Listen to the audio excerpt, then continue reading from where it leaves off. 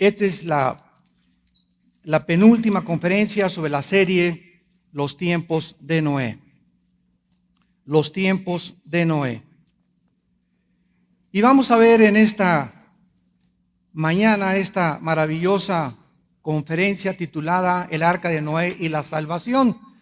Porque todo en el Antiguo Testamento, como la mayor parte de los cristianos lo sabemos, son tipos, o sea, son símbolos. Todo en el Antiguo Testamento, el Arca de Noé, el tabernáculo, las ofrendas, el sacerdocio levítico, absolutamente todas las cosas. José es un tipo también de Cristo rechazado de Israel por los hermanos.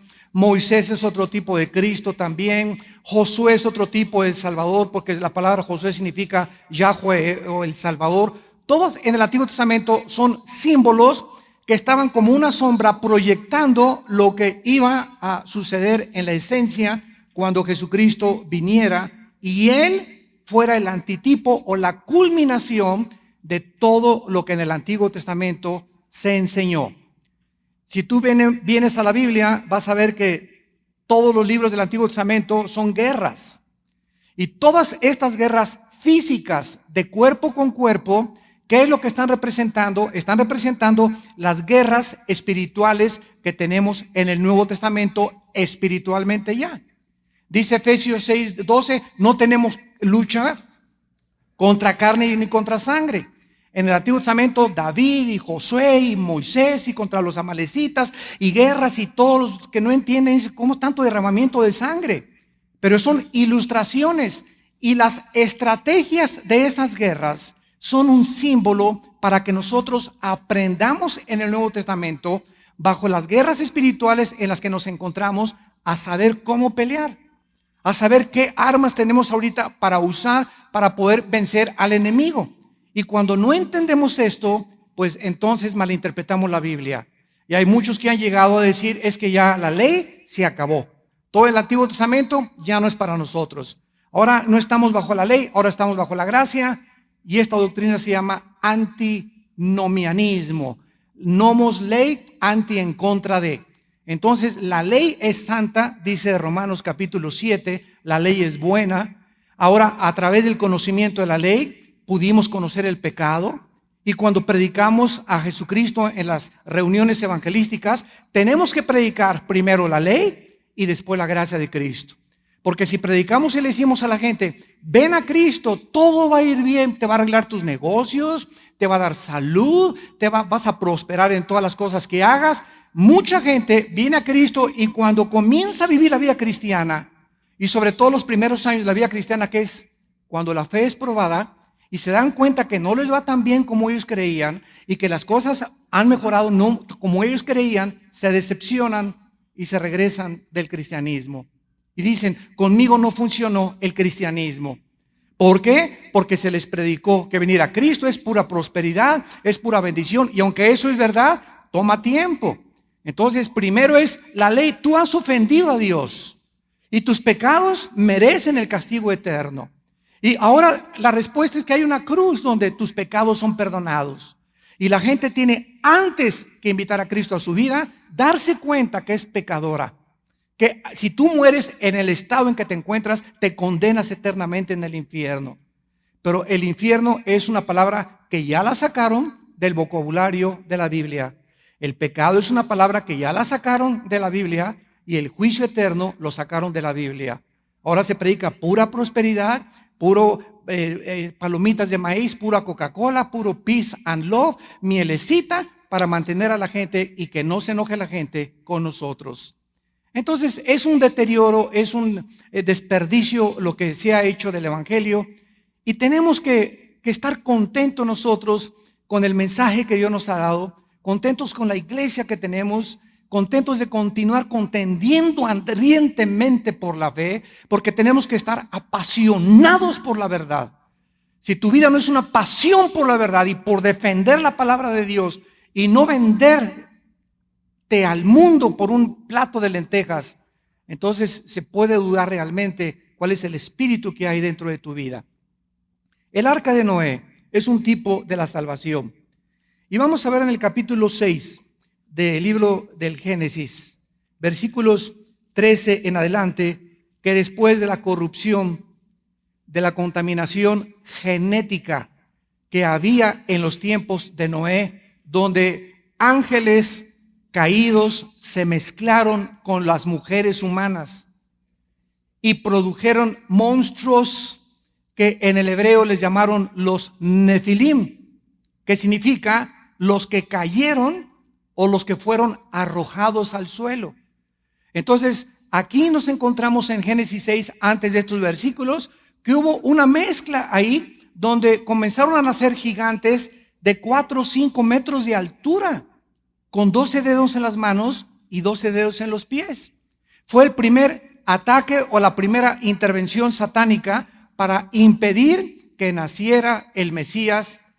Y antes de que en 1860 Gregorio Mendel descubriera las leyes de la herencia, y antes que en 1954 el doctor Crick comenzaran a hacer experimentos con el genoma humano y con el ADN, que es el código que cada célula de nuestro cuerpo contiene la información para reproducirnos, la Biblia ya hablaba que Satanás, millones de años antes de que nosotros apareciéramos aquí, Satanás ya existía como Lucifer, con miles y millones de ángeles. Se rebeló con la tercera parte de esos ángeles caídos y habitaron antes que nosotros, habitaron en este mundo. Ezequiel capítulo 28, Isaías capítulo 14.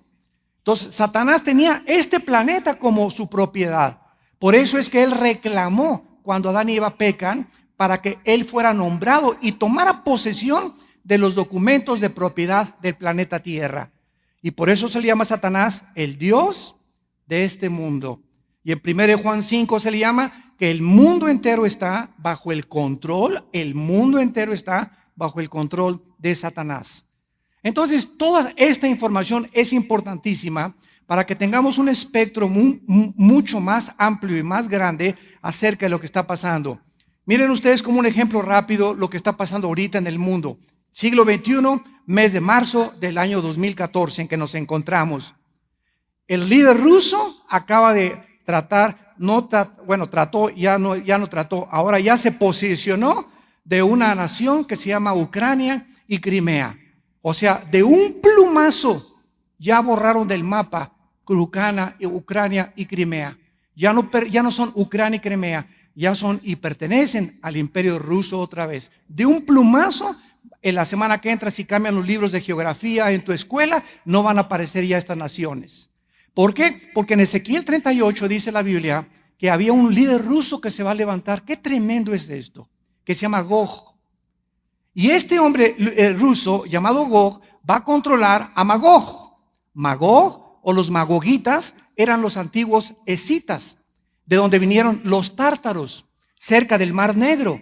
Y estos tártaros, dice ahí Ezequiel 38, se van a unir y son los que forman todas las repúblicas que antes formaban parte de la Unión Soviética, que son Turkmenistán, Azerbaiyán, Uzbekistán, Ucrania, que es la única que no es musulmana, porque el 60% de los ucranianos son rusos, y Crimea, que es la base naval que el líder ruso no podía perdonar, porque la única estrategia o la base naval que tiene para controlar Europa y el Medio Oriente.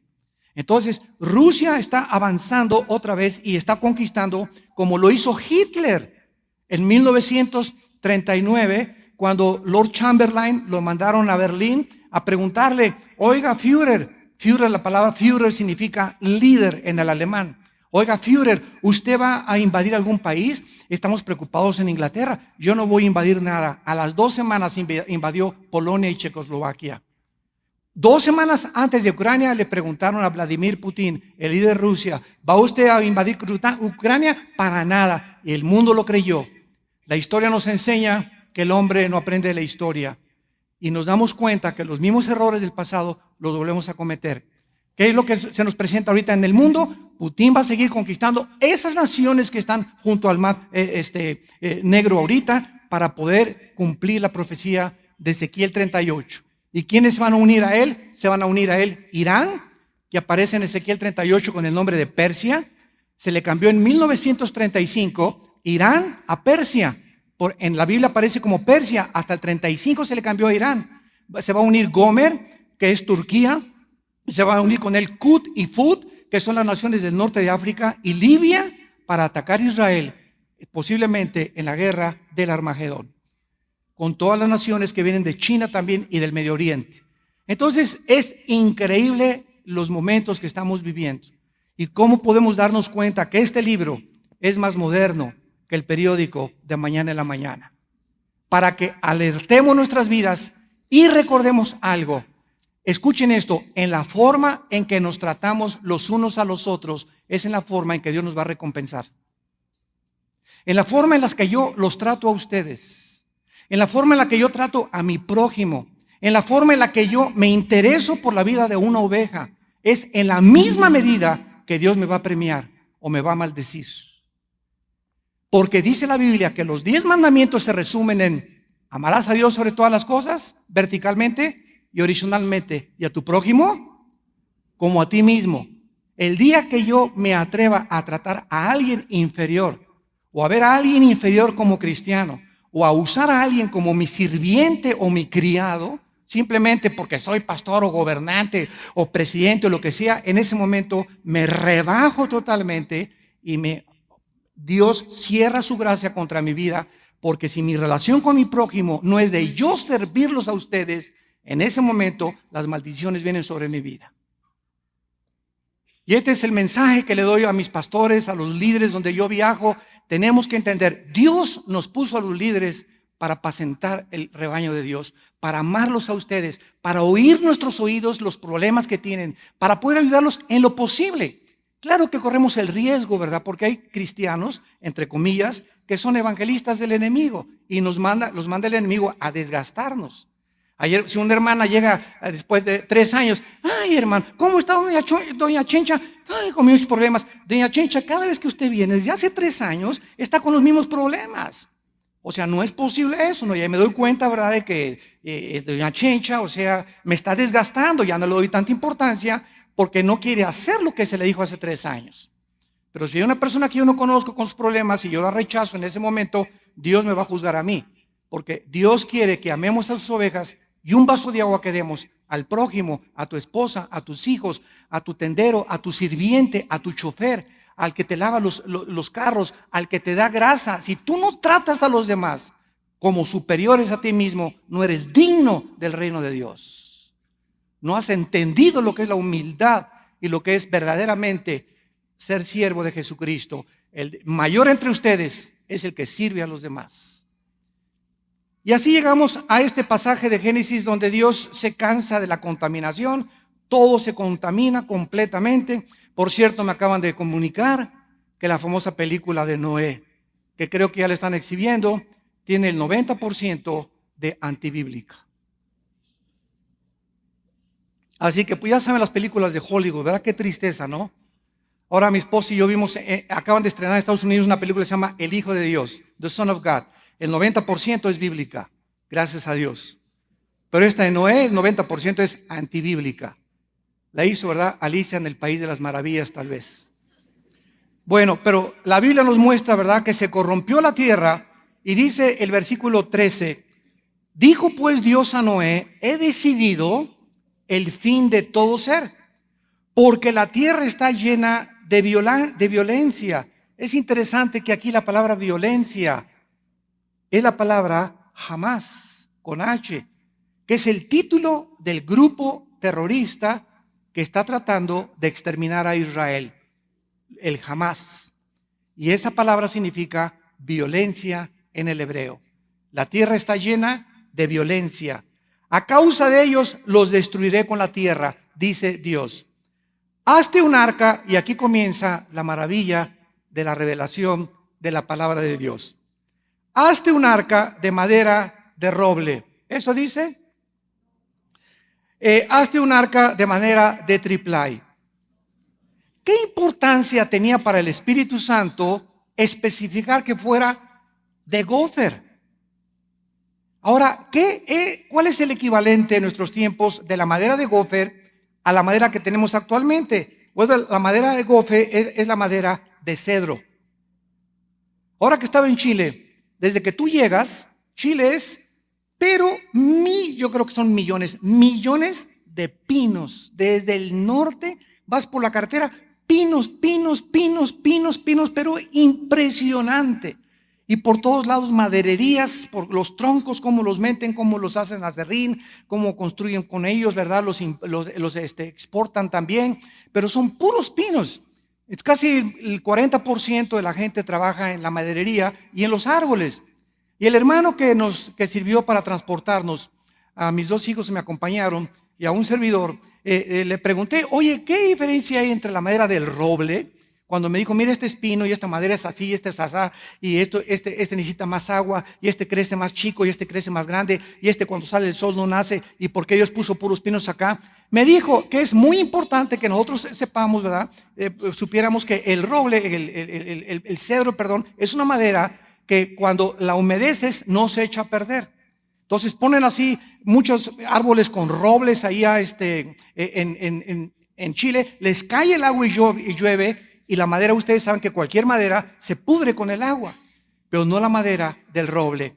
Entonces, ¿qué es lo que Dios nos estaba revelando a través de todos estos? Bueno, ahorita vamos a ver exactamente qué significa esto a la luz de la Biblia. Después le dice Dios, harás aposentos en el arca y la calafatearás con brea por dentro y por fuera. Lo primero que encontramos aquí es que Dios provee el arca. Precisamente cuando las aguas comenzaron a caer, ¿sí o no? La provisión de Dios para la salvación es antes de la fundación del mundo. No fue cuando comenzó el agua, ni había ninguna amenaza de agua, que Dios le dijo a Noé, hazte un arca. Dios le ordena a Noé que instruya el arca antes de que el juicio cayera sobre el mundo. Escuchen esto, santos de Dios. Por el hecho que somos hijos de Dios y la familia de Dios, Dios está interesado en que nosotros no atravesemos la tribulación ni las cosas muchas veces que el mundo atraviesa, y Él quiere alertarnos antes de que discernamos un síntoma de uno de nuestros hijos que se está apartando de Dios, cuando el negocio no anda muy bien, cuando la economía falta. Hay banderas rojas en nuestra vida que son señales de Dios para decirnos, párate, frena tu vida. Sí, vas a la iglesia y diezmas y todo, pero sabes una cosa, sigues tratando a tu esposa igual. Sigues faltándole el respeto a tus padres. Sigues independizándote de toda autoridad de tus pastores en la iglesia. Sigues con ínfulas de vedette, de que si me disciplinan y que me tienen que reconocer y que esto y que el otro. Esas cosas no son para ustedes, dice Dios. No busquen grandezas. Déjenme que yo los exalte, dice el Señor, porque Él levanta y Él humilla. Los tiempos son de Dios, no son de nosotros. ¿Cuántas gentes tenemos nosotros aquí en la iglesia que se fueron de la iglesia? ¿Saben por qué? Porque no los hicimos pastores. Querían ser pastores. Ya tengo 4 años aquí, ya tengo 5 años aquí. Ahora vamos el mes que entra a nombrar los últimos 2 pastores de este año. El hermano Conrad de la iglesia de Cuautitlán y el hermano Pepe Camarena. Son los próximos pastores. En mayo los ordenamos aquí enfrente de ustedes. Pepe tiene con nosotros 30 años o tal vez más desde que comenzamos, desde antes del Cine Apolo donde nos encontrábamos, ¿verdad? Y son personas que han trabajado y trabajado y trabajado detrás de las cortinas, que han demostrado que no están buscando grandezas. Y esos son los que Dios, ven para acá, le dice a David, entre todos tus hermanos, ven para acá, escoge Dios a lo vil y menospreciado para avergonzar a los sabios y a los entendidos. Entonces Dios sabe cuando en tu corazón quieres el reconocimiento y quieres que te vean. Y quieres que te exalten, y quieres que te pongan una alfombra para cuando camines, y quieres que te digan, ahí va el pipirriris. Y eso no es de Dios, eso no es de Dios. Entonces Dios nos ha mostrado, ¿verdad? Vamos a Génesis 18 rápidamente y veamos esta verdad en la vida de Abraham. Después del diluvio vino Sodoma y Gomorra, y en Sodoma y Gomorra ya la depravación sexual había llegado al grado que Dios tenía que intervenir aniquilando y exterminando a toda la población que se encontraba en Sodoma y Gomorra, aunque una familia era cristiana, entre comillas, que de panzazo salieron de Sodoma y Gomorra, como lo vamos a ver que fue Lot y sus 2 hijas, y Dios tuvo que exterminarlos. Pero antes de que Dios exterminara a Sodoma y Gomorra, le habló a Abraham y le dijo, Génesis 18, versículo 16, y los varones se levantaron de allí y miraron hacia Sodoma, y Abraham iba con ellos acompañándolos. Y Jehová dijo, escuchen, ¿encubriré yo a Abraham lo que voy a hacer? ¿Tú crees que Dios quiere esconder lo que va a hacer con tu vida y con tu familia? ¿No acaso nos ha revelado Dios el plan que tiene para cada uno de nosotros? Para que podamos entender que nos tiene una vida y una vida en abundancia. Pero que antes de la corona es la cruz. Nuestra fe tiene que ser probada. Tenemos que evidenciar y manifestar en cada problema que pasamos cómo respondemos y cómo reaccionamos ante los problemas. Tú llegas ahorita y me dices, pastor, tengo muchos problemas. Lee Santiago 1, del 2 al 3. Hermana, ten por sumo gozo cuando te halles en problemas. Oiga, por favor, pastor, usted me está diciendo algo que es ilógico. ¿Quién puede con tantos problemas gozarse? Le contesto a la hermana y le digo, mira, la actitud del mundo es la que tú me acabas de enunciar. Nadie regularmente que no es cristiano puede gozarse.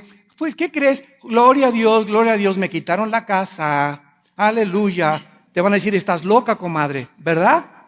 Porque el mundo no puede entender esto. Pero mis pensamientos no son vuestros pensamientos, dice el Señor. Mis caminos no son mis caminos. ¿Por qué dice Dios? Toma por sumo gozo. Si tiene muchos problemas, entiéndelo. Ese cúmulo de problemas en el que tú te encuentras ahorita, dice en Santiago, que están contribuyendo para desarrollar en ti paciencia. Es la paciencia con la que está trabajando Dios en tu vida. Oye, Señor, ¿y por qué quieres tratar con mi paciencia? Porque si tú no aprendes a ser paciente, Hebreos capítulo 6, Hebreos capítulo 10, no puedes recibir nada de mí. Por tu impaciencia te vas a casar con un pelafustán que no quería que te casaras. Por tu impaciencia te vas a casar con una muchacha que yo no te quería que te casaras. Por tu paciencia vas a escoger una carrera que yo no quería que tú escogieras. Por tu impaciencia vas a comprar un coche, una casa que yo no quería que tú compraras. Por tu impaciencia vas a tomar decisiones que te vas a lamentar. Vean qué tan importante es que aprendamos a esperar en Él. Y esta es la razón de nuestras pruebas y las tribulaciones que atravesamos, que nos aprenden a frenar, allá no actuar. Compro esto y voy a esto y ya me voy a casar y tengo 25 años, ya se me va la ruta 100. Ya me dicen todos que me tengo que casar y tengo que comprar esa casa y tengo que comprar estas cosas. Y esa es la actitud de una persona inmadura espiritualmente. Y tú puedes tener 20 años en la iglesia y seguir siendo igual de inmaduro. Hay cristianos que se van a morir y jamás maduraron. Jamás. Y esta es la razón por la cual nosotros necesitamos entender la palabra de Dios. Dios nos quiere anunciar lo que Él va a hacer. Y vean lo que dice el versículo 18. Habiendo de ser Abraham una nación grande y fuerte, y habiendo de ser benditas en él todas las naciones en la tierra. O sea, yo no te voy a encubrir nada, Abraham, porque tengo planes para ti que no te imaginas. No te imaginas lo que voy a hacer contigo. Y ni cuando murió Abraham se imaginó que iba a ser el padre de todos los árabes y de todos los judíos del Medio Oriente. Y que las naciones que hemos sido bendecidas con el Evangelio de Jesucristo vienen desde Abraham. El hombre que Dios escogió para fundar la nación de Israel. El primer patriarca que Dios escoge para que su semilla pudiera traer también el Mesías. Ahora vean ustedes lo que dice el siguiente versículo 19. ¿Por qué Dios escogió a Abraham? ¿Por qué Dios no te va a encubrir lo que viene? Porque yo sé. Este es el preconocimiento de Dios. Dios no sabe, yo no sé lo que yo sé, ni tampoco lo que conozco de mi esposa, ni lo que ustedes conocen de mí. El único que conoce los corazones es Dios. Y cuando Dios sabe en su preconocimiento que tú vas a mandar a tus hijos, que vas a ser un buen padre, que vas a ser un buen ejemplo en tu casa, que guarden el camino de Jehová haciendo justicia y juicio, entonces Dios va a venir a hacer venir sobre ti lo que ha hablado acerca de él. Dios no hace nada solamente al azar y lo voy a hacer porque me caes. Dios no tiene consentidos ni favoritos. No hay acepción de personas para Dios. Entonces Dios se dice que tú, Abraham, vas a ser un buen padre, vas a dar un buen ejemplo a tus hijos, vas a poder levantar tu casa, vas a ser honrado en tus negocios. ¿Sabes una cosa? No te puedo encubrir mis secretos. Y ahora los secretos de Dios están aquí en la Biblia, sellados. Para aquellos, dice en 1 Corintios 2:10, que nos las revela el Espíritu Santo, para que sepamos lo que Dios nos ha concedido. ¿A quiénes les revela Dios estos secretos? A aquellos que caminan por fe. A los que le obedecen, los que son honrados en su trabajo, los que aman a su esposa, los que aman a su prójimo como a sí mismo, los que no transan a su prójimo, los que no engañan a su prójimo, los que no le mienten a su prójimo, los que se humillan delante de su prójimo. A esos Dios les revela sus secretos. ¿Te encuentras tú entre esos? Cuando termina el libro de Daniel capítulo 12 dice: los entendidos entenderán todas las cosas. Y nos encontramos ahorita en el siglo XXI, en este año que ha comenzado, ante un cúmulo de cosas que están sucediendo en las naciones geográficamente, políticamente, religiosamente. Y escuchen, el engaño está cubriendo la tierra. El engaño es como una araña, como una tarántula que está cubriendo el planeta Tierra, y la luz de Dios no va a dejar de entrar desde la otra dimensión. Y esa luz solamente la van a poder ver y va a ser como una nube que nos va a guiar a los que son entendidos en las cosas y secretos de Dios. Vean en Jeremías capítulo 23 lo que el profeta les echa en cara a los líderes de Israel. Dice Jeremías 23, versículo 18. Porque ¿quién estuvo en el secreto de Jehová? ¿Cuál es el secreto de Jehová? ¿Qué es un secreto? Estoy aquí con dos amigos y tengo otro aquí junto a mí y le hago y todos, oye, lo que le estás contando a él no nos lo cuentas a nosotros. Y me volteo y les digo, es que es un secreto, ¿verdad? Si no fuera secreto, lo hablas abiertamente, pero un secreto es cuando algo te van a contar que nadie lo va a saber y tú vas a ser el objeto de esa revelación. Y el Espíritu Santo está preguntando, ¿quién estuvo para oír la voz de Dios? Ahora, ¿dónde la oyes? Dice que tiene que ser en secreto, o sea, que no haya televisión, que no haya ruido, que el perro no esté ladrando, que el perico esté callado, que el niño no esté llorando. El lugar que tú escoges en la mañana, en la madrugada, para levantarte con tu disciplina y un buen hábito de hincarte junto a tu cama o sentado en tu mecedora, como tú quieras. La posición no importa, en la que tú te encuentres más cómodo, que no te vayas a dormir nada más. Yo me hinco porque no soy más espiritual que ustedes, simplemente cuando me siento a pensar en Dios me duermo, como el pastor Badajoz. ¿Verdad? A veces estamos sentados, ¿verdad? Y comienzo a decir, no, mejor me hinco, ¿no? Entonces nos ponemos en la posición en la que Dios quiere que nosotros podamos tener contacto con Él.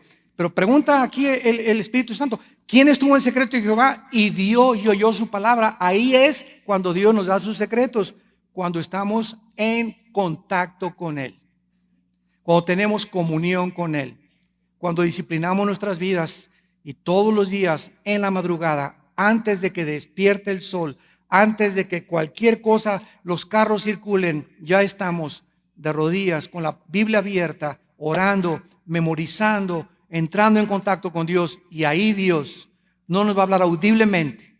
Vamos a sentir en el espíritu cada vez más. Tu espíritu se va a sensibilizar más y más y más y más y vas a salir a la calle con un radar, como con una antena parabólica. Y de repente vas a ver a la gente que no hagas negocios con esta persona. Este muchacho trae malas intenciones contigo. Y vamos a comenzar a sensibilizarnos ante el mundo. ¿Ves el periódico? Rusia invadió Crimea y viene a tu mente inmediatamente el Espíritu Santo. Ve a tal pasaje, ve a Ezequiel esto y comienzas a relacionar todo y comenzamos a tener dirección de Dios hacia la tierra de Canaán. De otra manera estás así en el desierto. ¿Dónde estoy? Y así tienes ya años o meses tal vez. No tienes dirección en tu vida, no sabes con quién te vas a casar, no sabes qué carrera tomar y todo. ¿Y todo por qué? Simplemente porque no tienes tiempo para Dios. Y Dios no hace acepción de personas. Dios le revela sus secretos a las personas que viven cerca de Él. ¿Por qué creen que Dios le reveló? ¿Se acuerdan del cuadro de la última cena? ¿Quién es el apóstol que está así, en el pecho de Jesús? ¿Judas? No, ¿verdad? Juan. ¿Por qué? ¿Tenía favoritos Cristo? No. Era Juan el que quería estar, más que cualquiera de los discípulos, más cerca de él. Pablo todavía no era apóstol, sustituyó a Matías. Entonces Juan lo pone junto al pecho de Jesús y cuando tú lees a Juan, ¿qué escribió Juan? Primera, segunda y tercera de Juan y el libro de Apocalipsis. La máxima revelación del futuro se la dio Dios al que estaba más cerca de él. ¿Quieres saber qué va a pasar en el mundo? Si ahora con las lunas de sangre que vienen ya ahora el 14 de abril y a finales de Sukkot de septiembre este año y las otras lunas de sangre que se van a manifestar en el año 2015, el año que entra, que están relacionadas con disturbios en el mundo, sobre todo en la nación de Israel. ¿Quieres saber más del futuro? Ya, por favor, no le escribas a Walter Mercado, ni a los horóscopos, ni busques con Nostradamus. Como les decía yo en el desayuno, la Biblia es el único libro de todos los que se consideran sagrados. El Mahajanivana Sutta, el Tripitaka de Buda, los Vedas de los persas, el libro del Mormón, el Corán del Islam. Ninguno de los libros sagrados te habla de dónde venimos, quiénes somos, a dónde vamos, y ninguno de los libros sagrados tiene profecía.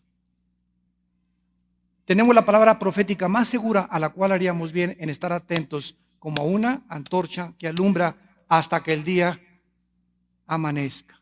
Y todavía no nos ha amanecido. Nos encontramos entre la 1 y las 2 de la madrugada en la cronología del tiempo de Dios. Cuando más oscuro está es entre la 1 y las 3 de la madrugada.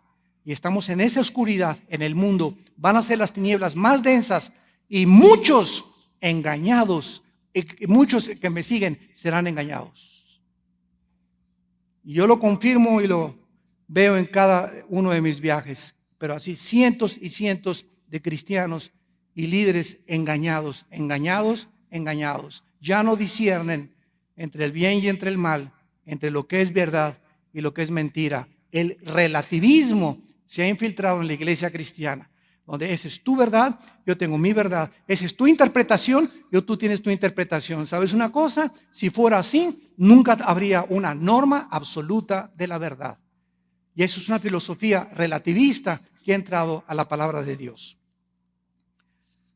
Regresamos a Génesis y vemos ahora los materiales del arca con más detenimiento. Dice la Biblia que la madera de Gomer que Dios escoge para que pueda trabajar Noé, que es una mezcla de ciprés, que es un árbol muy verde con madera muy fuerte y resistente, y roble, fue diseñada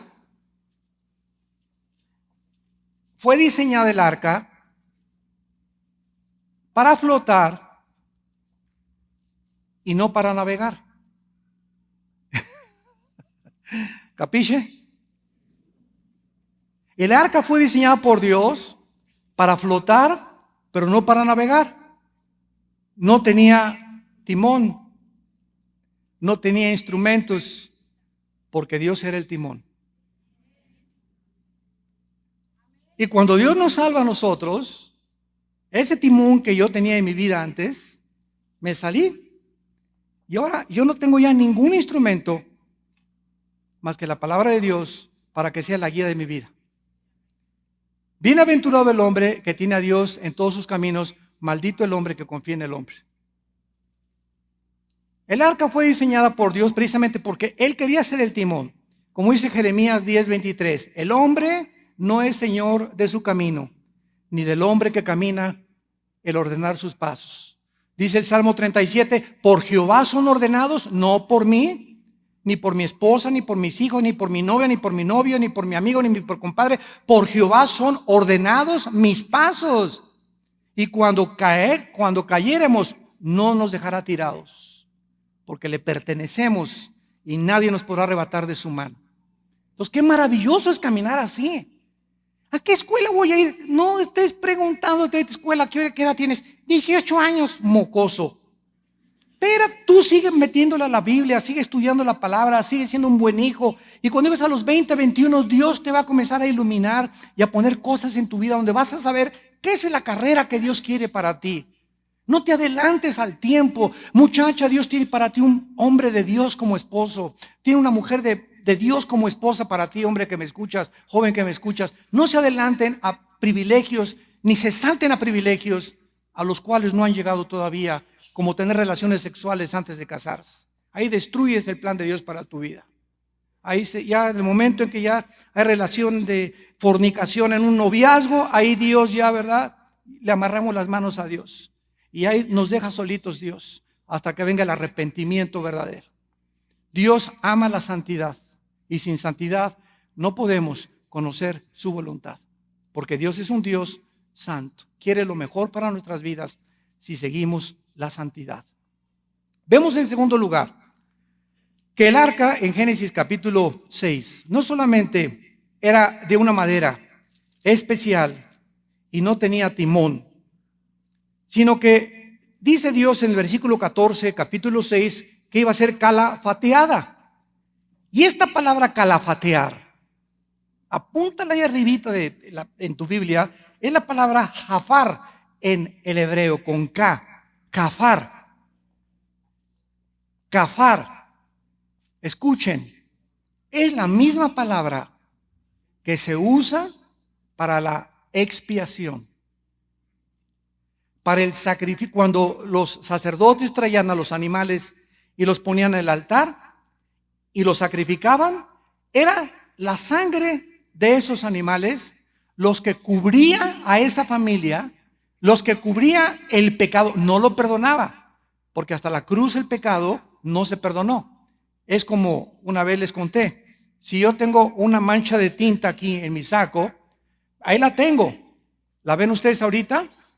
No, porque la estoy tapando, pero no la he borrado. Ahí está en la camisa.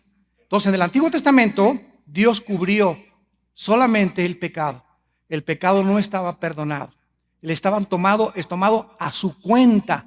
Pero cuando vino Jesucristo, Cristo no solamente nos quita nuestra justicia y nos quita nuestra cubierta, sino que Él nos lava nuestros pecados. Y ahora delante de Dios, yo he visto un traje de lino fino, finísimo, porque Él ha sido lavado con la sangre del Cordero.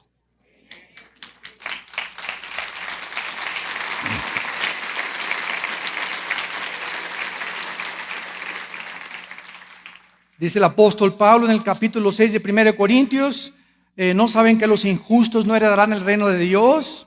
No erréis ni los fornicarios, ni los idólatras, ni los adúlteros, ni los afeminados, ni los que se echan con varones, ni los ladrones, ni los avaros, ni los borrachos heredarán el reino de Dios. Ah, caray, pues entonces ya estoy frito, ¿verdad? Puedes contestar, ya me llevó... Para no decir otra cosa, ¿verdad? Ya me llevó la bruja. Y dice el versículo 11, y esto eran algunos, mas ya han sido lavados. No dice cubiertos, ya hemos sido lavados. Ya hemos sido santificados, puestos aparte para el servicio de Dios. Ya hemos sido justificados en el nombre de Jesús. Entonces ahora delante de Dios ya me puedo presentar sin un sacerdote, sin un intermediario, sin San Clodomiro, sin Santa Chencha, sin Santa Patricia, sin el Papa, sin Abraham, sin nadie. Entro a Hebreos 10 a la presencia por el camino nuevo y vivo y santo que me ha abierto Dios. Ahora el velo está roto, entro al lugar santísimo a recibir y a platicar con mi Padre cara a cara. Ya no hay intermediarios, ya entramos por la sangre preciosa de Jesucristo derramada en la cruz a la presencia de Dios. ¿Y esto por qué? Porque ya Cristo pagó por nosotros y ya no necesitamos intermediarios. Y esta palabra calafatear, vean el arca. El arca es un tipo de Cristo. Habla de madera. ¿Por qué de madera? Escuchen esto. La madera en el Antiguo Testamento representa la humanidad. El arca de la alianza en el tabernáculo se encontraban dos querubines. ¿Se acuerdan ustedes? Los dos querubines que cubrían el arca de la alianza. Y había como un propiciatorio arriba, los querubines, y abajo del arca, dentro del arca, era como un cajoncito, se encontraban las tablas de la ley, los 10 mandamientos. Se encontraba la vara de Aarón y se encontraba, ¿qué cosa? ¿Perdón? Están estudiando, ¿verdad? ¿Qué significa el maná? El maná significa el alimento, la vara de Aarón, la dirección, los mandamientos, la ley de Dios. Entonces, el arca ahí estaba guardada. Y cuando el arca entraba el sacerdote y vaciaba la sangre, ahí se perdonaban los pecados.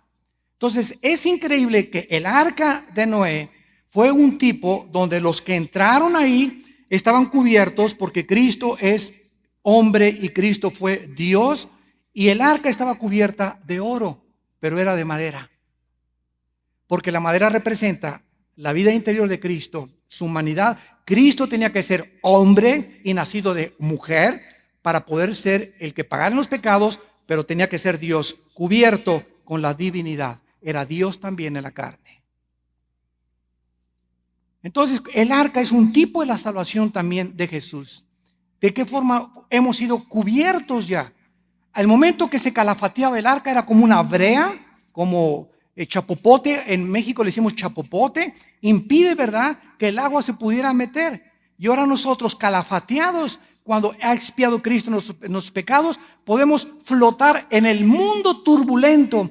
Y el juicio de Dios está en el mundo y nosotros estamos arriba de los problemas, protegidos por Dios, sellados, guardados como en un nido. Y nos asomamos al mundo y el mundo no nos toca porque tenemos la paz con Dios. Ahora vean ustedes qué cosa más tremenda. El arca tenía que medir lo siguiente. Apúntalo para que ahora que vais a ver la película les mandes un correo a Hollywood. Dice el versículo 5, de esta manera la harás. Es Dios el que determina la forma de salvarnos, no nosotros, no las religiones, como dijimos ayer en la conferencia del desayuno. Las religiones son intentos humanos para tratar de salvarnos. Dios establece la manera de salvarnos. De esta manera la harás. No te lo dejo a ti, Noé, sigue mis instrucciones. Y le dice Dios, 300 codos son 137 metros, apúntalo. El arca tenía 137 metros de largo, de longitud. De 50 codos de anchura son 22 metros.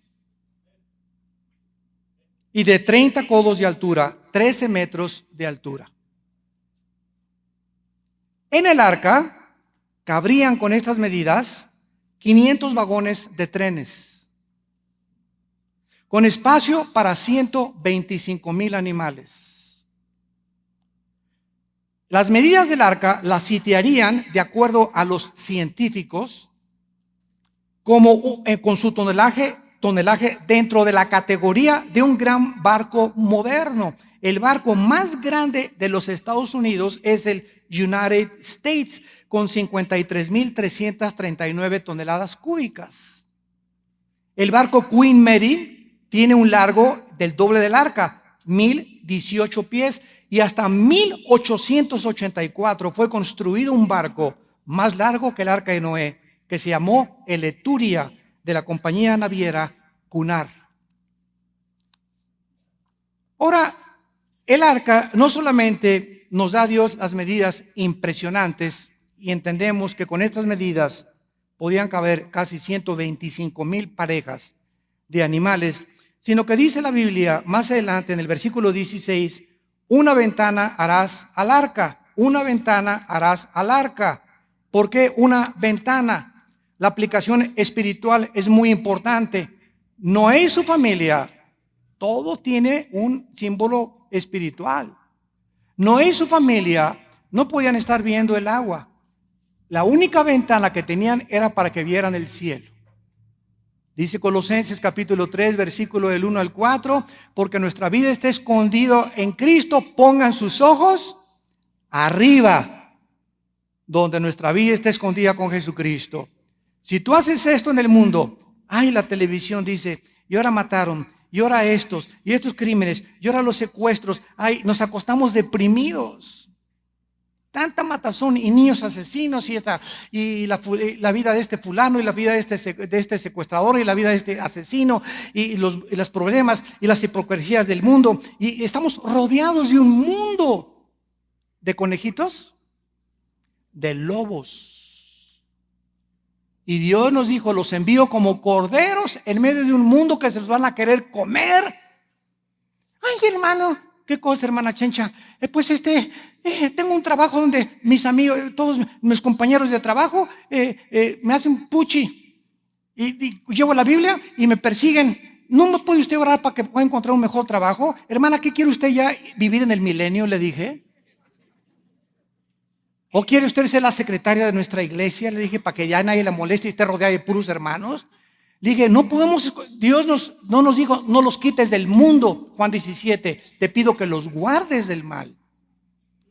Entonces no tienes por qué tener esa actitud de porque estás rodeado, es que por donde le busques, estamos rodeados de un mundo que no conoce a Dios. Vamos a sufrir en este mundo, pero hay que dar testimonio de Cristo en medio de este mundo, para que entendamos qué es lo que Dios quiere para nuestras vidas. Y finalmente, esta ventana que tenía que estar arriba del arca, vemos en el capítulo 7, versículo 16, para terminar, que fue Dios quien cerró la puerta. Dice el capítulo 7, 16, y los que vinieron, macho y hembra de toda carne, vinieron como les había mandado Dios, y Jehová cerró la puerta. Noé, qué bendición, no tuvo que cuidarse a sí mismo. Entrando en el arca, él no era responsable por la seguridad y la preservación. Podemos imaginarnos a todos los habitantes de la tierra tratando de entrar en el arca. Ábrenos, Noé, ábrenos, Noé. La puerta se cerró. Dios es el que la cierra, Dios es el que la abre. No trates de abrir ninguna puerta por medios humanos, porque si no es Dios el que la abrió, vas a abrir una puerta equivocada.